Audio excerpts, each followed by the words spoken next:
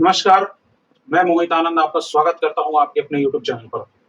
उम्मीद करता हूँ कि आप सभी बहुत बढ़िया होंगे और मस्ती से पढ़ रहे होंगे और हमारे चैनल की सभी वीडियो देख रहे होंगे। आज की इस वीडियो में हम इलेक्ट्रिक पोटेंशियल के टॉपिक के बारे में पढ़ेंगे, तो जल्दी से जुड़ जाइए इस वीडियो में और शुरू करते हैं आज का ये वीडियो बिना किसी देरी के। भाई लास्ट 2 वीडियो जो अपलोड करी, पहली वीडियो इलेक्ट्रिक चार्ज और दूसरी वीडियो इलेक्ट्रिक करंट पे अपलोड करी। दोनों का लिंक आपको डिस्क्रिप्शन में मिल जाएगा, जाके जरूर देखिए। सबसे पहले बात करेंगे कि इलेक्ट्रिक पोटेंशियल क्या है। दो चीजें हैं, इलेक्ट्रिक पोटेंशियल जिसको हिंदी में विद्युत विभव कहते हैं और पोटेंशियल डिफरेंस जिसको विभवांतर कहते हैं। मैं एक छोटा सा उदाहरण लेता हूं। भाई हमने पढ़ा इलेक्ट्रिक चार्ज जो सारा खेल खेल रहा है। जब ये चार्ज फ्लो हो रहा है तो हम कह रहे हैं करंट बन रहा है। मेरा आपसे सवाल ये है कि करंट बन रहा है चार्ज फ्लो होने से, तो चार्ज फ्लो होगा क्यों? ये भी तो सोचने वाली बात है। बिल्कुल इस तरीके से सोचिए कि अगर एक हॉरिजॉन्टल पाइप रख दिया जाए और उस पाइप में पानी हो, तो पानी किस एंड से फ्लो करेगा? यानी अगर पानी को किसी एक एंड से फ्लो करना है तो दोनों एंड के बीच में वाटर के प्रेशर का डिफरेंस होना चाहिए। जैसा कि हमारे घरों की जो पानी की फिटिंग होती है, टैप और टैंक के बीच वाटर के प्रेशर का डिफरेंस होता है, जिसकी वजह से जब हम टैप ऑन करते हैं तो वहां से पानी आता है। अगर मैं टंकी और टैप को एक ही लेवल पे रख दूं, हॉरिजॉन्टल पाइप से कनेक्ट कर दूं, तो क्या पानी आएगा? पानी तभी आएगा जब दोनों एंड में प्रेशर का डिफरेंस हो। इसका मतलब यह हुआ कि अगर करंट बन रहा है चार्ज के फ्लो से, तो ये चार्ज क्यों फ्लो हो रहा है? ये चार्ज इसलिए फ्लो होगा क्योंकि अगर हम किसी कंडक्टर की या इलेक्ट्रिक सर्किट की बात करते हैं तो उसके दोनों एंड पे इलेक्ट्रिक चार्ज या इलेक्ट्रॉन की संख्या में डिफरेंस होगा। एक तरफ ज्यादा होगा, एक तरफ कम होगा, तभी मूवमेंट होगी। और जैसे ये चार्ज, ये इलेक्ट्रॉन जिनको हम चार्ज कैरियर बोलते हैं, जब ये उस कंडक्टर में, उस इलेक्ट्रिक सर्किट में मूव करेंगे तो वो करंट बन जाएगा।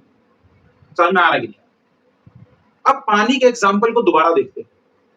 अगर मैं आपसे कहूं कि ये पानी का जो फ्लो है, जो प्रेशर डिफरेंस क्रिएट हुआ है टैप और टैंक के बीच, इसको मेंटेन रखना है तो क्या करना पड़ेगा? तो हमने अपने घरों में मोटर लगाए हैं। जैसे ही हमें लगता है कि पानी कम हो सकता है, हम मोटर ऑन करते हैं। मोटर क्या करता है? दोबारा से पानी भर देता है। क्यों? ताकि पानी का प्रेशर ऊपर ज्यादा रहे, नीचे कम। तो जैसे ही मूव टैप ऑन करेंगे, हाई प्रेशर से लो प्रेशर की तरफ मूव करेगा। समझ में आ रहा है कि नहीं आ रहा है? इसी तरीके से, यानी कि मेरे कहने का मतलब यह है कि पंप जो है या समरसिबल मोटर जो है, वो वहां पर काम कर रहा है लगातार पानी भरने का, ताकि दोनों एंड में प्रेशर डिफरेंस क्रिएट रहे और जैसे हम टैप ऑन करें पानी आ जाए। इलेक्ट्रिक चार्ज के फ्लो के होने की वजह से जो करंट बन रहा है, अगर हम चाहते हैं कि इस करंट में कोई रुकावट नहीं आए, तो हमें ऐसे ही पंप जैसे किसी एक मटेरियल का या किसी एक ऑब्जेक्ट का इस्तेमाल करना पड़ेगा। ये वही ऑब्जेक्ट होगा जो दोनों एंड पे क्या करेगा? इलेक्ट्रॉन की संख्या या चार्ज के डिफरेंस को मेंटेन करके रखेगा, ताकि लगातार इलेक्ट्रिक करंट फ्लो होती रहे। यही काम करते हैं हमारे सेल, बैटरी, कैपेसिटर, जो हमारा इलेक्ट्रोमैग्नेटिक इंडक्शन होता है, ये यही काम करता है। दोनों एंड पे क्या करता है? पोटेंशियल डिफरेंस क्रिएट करता है। पोटेंशियल डिफरेंस का मतलब है एक तरफ हाई पोटेंशियल, एक तरफ लो पोटेंशियल। दोनों एंड पर क्या होगा? पोटेंशियल का डिफरेंस, यानी नंबर ऑफ इलेक्ट्रॉन या इलेक्ट्रिक चार्ज में डिफरेंस होगा, जिसकी वजह से चार्ज फ्लो करेंगे और वो करंट बनाएंगे। समझ में आ रहा है? भाई टंकी में तो पानी है ज्यादा, और जैसे ही नीचे खोला, यहाँ तो ग्रेविटी भी वर्क करती है क्योंकि ऊपर से नीचे की तरफ आएगा। लेकिन इलेक्ट्रिक चार्ज में ग्रेविटी का तो रोल नहीं है, आप समझ पा रहे होंगे। तार को मैं हॉरिजॉन्टली रख लूं या वर्टिकली रख लूं, ऐसा तो नहीं है कि कॉपर के वायर को मैं ऐसे रख दूं तो इसमें चार्ज ऊपर से नीचे की तरफ फ्लो करना शुरू कर देंगे, ऐसा तो नहीं होने वाला। ऐसे रख दूं तो भी नहीं होगा। ये अगर दो एंड हैं, एंड ए और एंड बी, तो इन दोनों एंड पर इलेक्ट्रिक चार्ज का डिफरेंस होना जरूरी है। समझ में आ रहा है? उम्मीद कर रहा हूं अगर समझ में आ रहा है तो एक लाइक करिए। किसी तरह की क्वेरी है तो कमेंट करिए, आपका सपोर्ट जरूरी है, वीडियो पे कोई खास सपोर्ट आ नहीं रहा। तो डेफिनेशन यहां दो चीजों की होगी, एक इलेक्ट्रिक पोटेंशियल और एक पोटेंशियल डिफरेंस। तो इलेक्ट्रिक पोटेंशियल की डेफिनेशन क्या है? किसी एक पॉइंट पर अगर आपको इलेक्ट्रिक पोटेंशियल निकालना है इलेक्ट्रिक फील्ड में, तो वो क्या होगा? Amount of work done in moving a unit positive charge. एक यूनिट पॉजिटिव चार्ज को इंफिनिटी से उस पॉइंट तक लाने में, कौन से पॉइंट तक? वो पॉइंट जो कहां है हमारे इलेक्ट्रिक फील्ड में, जो हमें काम करना पड़ेगा उसे ही हम इलेक्ट्रिक पोटेंशियल कहेंगे। समझिए बात को। यहां मैंने इंफिनिटी और एक पॉइंट लिख दिया, आप इसको समझ सकते हैं कि जो हमारा इंफिनिटी है वो एक रिफरेंस पॉइंट है। क्या है? Reference point. और इस रेफरेंस पॉइंट का हम मानेंगे कि पोटेंशियल क्या है? Zero potential. और यहां से हम लेके आ रहे हैं उसको एक स्पेसिफिक पॉइंट पर, एक स्पेसिफिक पॉइंट पर।